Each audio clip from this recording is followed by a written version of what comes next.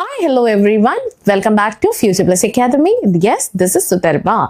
ഇനി 6 മാസം കൊണ്ട് SSLC+2 കൂടാതെ ഇന്ത്യയിലെ ഏറ്റവും മികച്ച യൂണിവേഴ്സിറ്റികളിൽ നിന്നും UG, PG എന്നീ കോഴ്സുകൾ ചെയ്യാം. കേരളത്തിലെ ആദ്യത്തെ ഡിസ്റ്റന്റ് ലേണിംഗ് ആപ്പായ ഫ്യൂച്ചർ പ്ലസ് അക്കാഡമിക്കൊപ്പം. നമ്മൾ കഴിഞ്ഞ വീഡിയോയിൽ ഡിസ്കസ് ചെയ്തിരുന്നത് നമ്മുടെ അസൈൻമെന്റ് എഴുതുമ്പോൾ ശ്രദ്ധിക്കേണ്ട കുറച്ച് കാര്യങ്ങളാണ്. ഞാൻ പറഞ്ഞു നിർത്തിയതും ഒരു അസൈൻമെന്റ് വളരെ സ്ട്രക്ചറൈസ് ആയിട്ട് എഴുതുന്ന സമയത്ത് നമ്മൾ ശ്രദ്ധിക്കേണ്ട കുറച്ച് കാര്യങ്ങൾ അതെന്താണ് എന്ന ചോദ്യത്തിന്റെ ഉത്തരമായിട്ട് ഞാൻ തന്നെ പറഞ്ഞു. അടുത്ത വീഡിയോയിൽ നമുക്ക് കാണാം എന്നല്ലേ. ശ്രദ്ധിക്കേണ്ട കാര്യം, നമ്മൾ അസൈൻമെന്റ് ക്വസ്റ്റ്യൻസ് നമുക്ക് കിട്ടിക്കഴിഞ്ഞാൽ അതിൽ നമുക്ക് എളുപ്പം എന്ന് തോന്നുന്ന ഒരു ക്വസ്റ്റ്യൻ നിങ്ങൾ സെലക്ട് ചെയ്യുമ്പോൾ ആ ക്വസ്റ്റ്യന്റെ താഴെ ഹിൻസ് കൊടുത്തിട്ടുണ്ടാവും. അതായത് എന്തൊക്കെ കാര്യങ്ങളാണ് നിങ്ങൾ അസൈൻമെന്റിൽ ഇൻക്ലൂഡ് ചെയ്യേണ്ടത്. ആ പറഞ്ഞ കാര്യങ്ങൾ നിർബന്ധമായിട്ടും നിങ്ങൾ നിങ്ങളുടെ അസൈൻമെന്റിൽ ഇൻക്ലൂഡ് ചെയ്യാൻ ശ്രമിച്ചിരിക്കണം. That is the first point. രണ്ടാമത്തെ പോയിന്റ്, ക്വസ്റ്റ്യൻ എഴുതി തുടങ്ങുന്നു. ദെൻ നിങ്ങൾ അടുത്ത പേജിലേക്ക് വരുമ്പോൾ ആ ക്വസ്റ്റ്യൻ റിലേറ്റഡ് ആയിട്ടുള്ള ഒരു ഇൻട്രൊഡക്ഷൻ പാർട്ട് പ്രൊവൈഡ് ചെയ്യുക.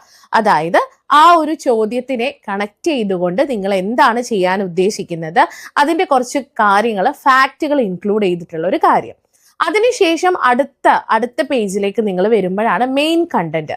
ആ കണ്ടന്റ് എന്ന് പറയുന്നത് നേരത്തെ പറഞ്ഞിരിക്കുന്ന ഹിൻസ് ഉണ്ടല്ലോ, നിങ്ങളുടെ ക്വസ്റ്റ്യൻ പേപ്പറിൽ പ്രൊവൈഡ് ചെയ്തിരിക്കുന്ന ഹിൻസ്, അത് ഇൻക്ലൂഡ് ചെയ്തിട്ട് സ്റ്റെപ്പ് വൈസ് ആയിട്ട് വേണം നിങ്ങൾ നിങ്ങളുടെ മെയിൻ കണ്ടന്റ് പ്രിപ്പയർ ചെയ്യാൻ. Then you have to conclude your assignment answers. നിങ്ങൾ അസൈൻമെന്റിന്റെ ആൻസേഴ്സ് കൺക്ലൂഡ് ചെയ്യുന്ന ഒരു സെഷനിലേക്ക് എത്തണം. അതാണ് കൺക്ലൂഷൻ എന്ന പാർട്ട്. ഈ കൺക്ലൂഷൻ ഇതൊക്കെ ഒരു കൺക്ലൂഷൻ ആൻഡ് ഇൻട്രൊഡക്ഷൻ, ഇത് ഓരോ പേജ് മതി. ഇപ്പോൾ ഒരു A4 ഷീറ്റ് ആണെങ്കിൽ ഒരു A4 ഷീറ്റിന്റെ വൺ സൈഡ് അത് ഒറ്റ ഒരു പാർട്ടാക്കി മാത്രം എഴുതിയാൽ മതി. ഇതോടെ കഴിയുന്നുണ്ടോ? ഇല്ല. ഇവിടെ നിങ്ങൾക്ക് ബിബ്ലിയോഗ്രഫി എന്നുള്ള ഒരു സെക്ഷൻ കൂടെ ആഡ് ചെയ്യാനുണ്ട്.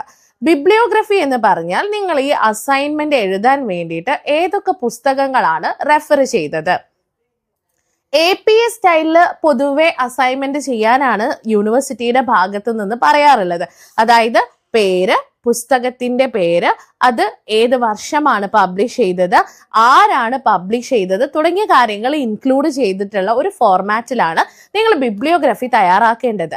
ഈ ബിബ്ലിയോഗ്രഫിയിൽ ചുരുങ്ങിയത് ഒരു 8 to 10 ബുക്സ് എങ്കിലും ഇൻക്ലൂഡ് ചെയ്യാൻ ശ്രമിക്കുക. അതായത് നിങ്ങൾ അത്രയും പുസ്തകങ്ങൾ റെഫർ ചെയ്തിട്ടാണ് ഈ അസൈൻമെന്റ് ചെയ്തിരിക്കുന്നത് എന്നതിന്റെ എവിഡൻസ് ആയിട്ട് നമുക്ക് ഈ ബിബ്ലിയോഗ്രഫിയെ കാണാൻ സാധിക്കും. സോ ഒരു അസൈൻമെന്റ് എഴുതുമ്പോൾ ആ ക്വസ്റ്റ്യൻ റിലേറ്റഡ് ആയിട്ടുള്ള ഒരു ഇൻട്രൊഡക്ഷൻ പാർട്ട് ഉണ്ടായിരിക്കണം. രണ്ടാമതാണ് നിങ്ങൾ മെയിൻ കോണ്ടന്റിലേക്ക് വരുന്നത്. അവിടെ നിങ്ങളുടെ ഹിൻസിൽ പ്രൊവൈഡ് ചെയ്തിരിക്കുന്ന കാര്യങ്ങൾ മെർജ് ചെയ്തുകൊണ്ടാണ് നിങ്ങൾ ചെയ്യേണ്ടത്. Then you have to conclude your answers, then to bibliography. ചില അസൈൻമെന്റ് ക്വസ്റ്റ്യൻസ് പ്രൊവൈഡ് ചെയ്യുന്ന സമയത്ത് അതിൽ സ്പെസിഫിക് ആയിട്ട് പറയാറുണ്ട് ഫുട് നോട്ട്സ് അല്ലെ.